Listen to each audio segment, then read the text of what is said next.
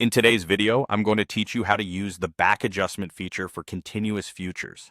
This approach is particularly beneficial for traders who are seeking an efficient and streamlined method. Let's dive right into it.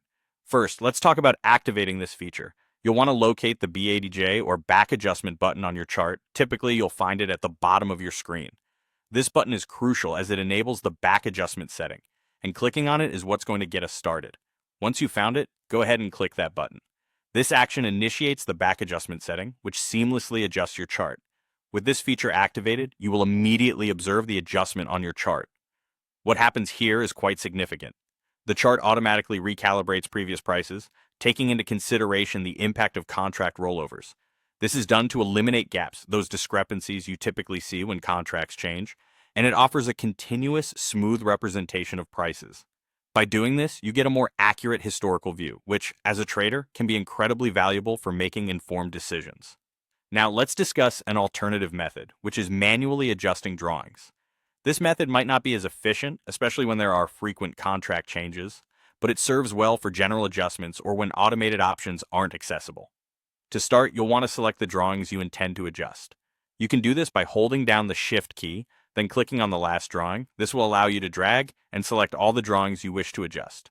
Once you've got your drawing selected, the next step is to access the settings. So right-click on any of the chosen drawings. You'll see an option to go to the settings for the drawing object. Choose that.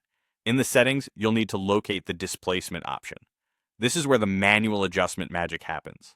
When you find the displacement field, you'll see an option to enter a price value. Choose price and input the specific price adjustment that reflects the contract change you need to account for.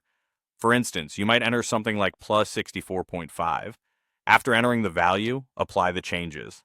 As a result, all the selected drawings will automatically shift by that specified price value. This step ensures your chart reflects the updated prices according to the latest contract changes.